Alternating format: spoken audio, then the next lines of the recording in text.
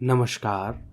मेरा नाम है शिवम कुमार लोटसवे और मैं आज आपको सुनाने जा रहा हूँ मध्य प्रदेश की एक लोक कथा मौत आखिर टली।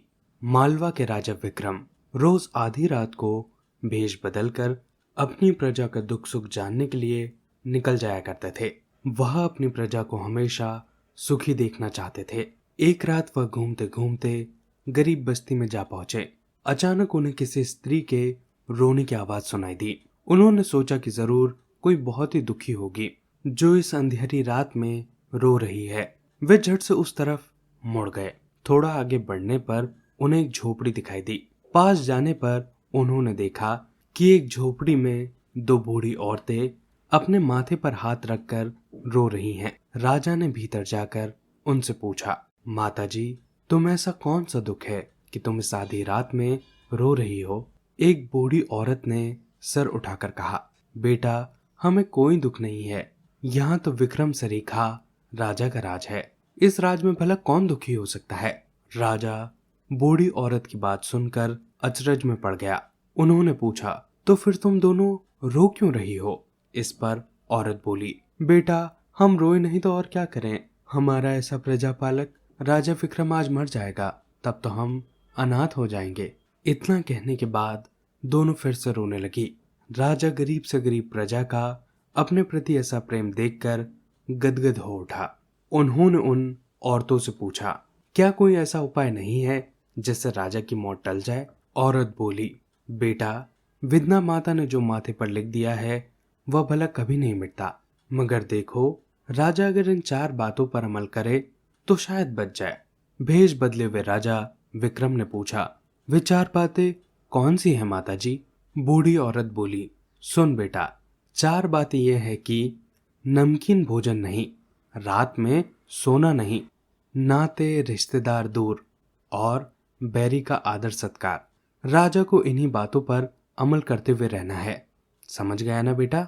राजा ने कहा, हाँ माताजी, मैं अच्छी तरह समझ गया हूँ। इतना कहने के बाद उन्होंने दोनों बूढ़ी औरतों को धीरज बंधाया और राजमहल लौट गए। राजा ने महल में प्रवेश करते ही 36 तरह के पकवान बनाए और 32 तरह की साग भाजी तैयार करवाई, मगर किसी में भी नमक नहीं डलवाया। पूरे महल को जल्दी जल्दी अच्छी तरह से सजाया गया। पूरा महल प्रकाश से जगमगाने लगा। राजा ने सभी नाते रिश्तेदारों को दूर भेज दिया और नगर के द्वार को खुला ही छोड़ दिया।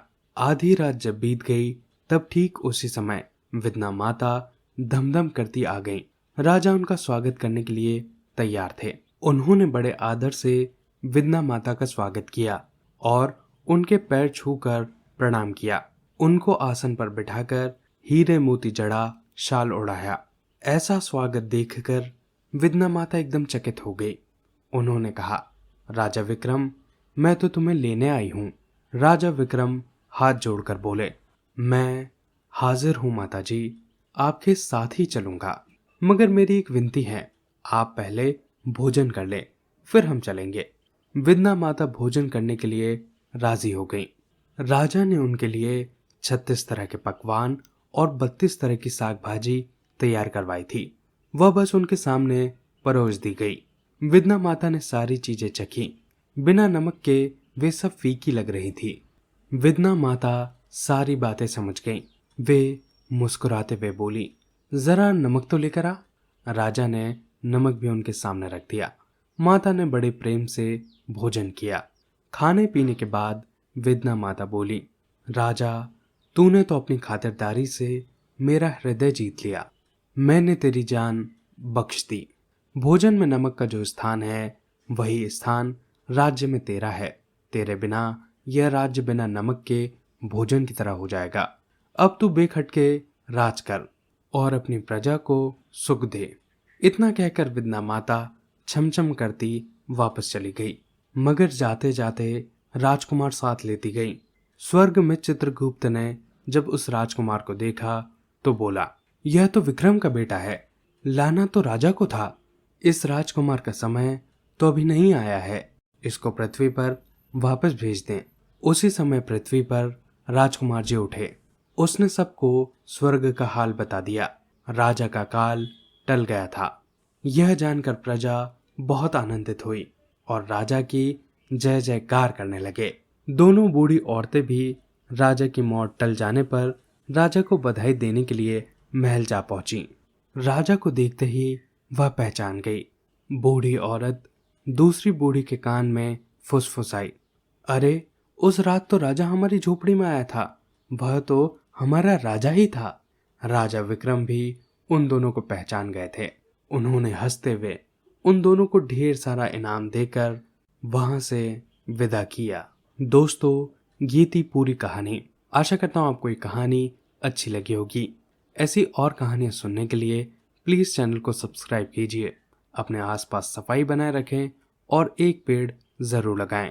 आप सभी का बहुत बहुत धन्यवाद।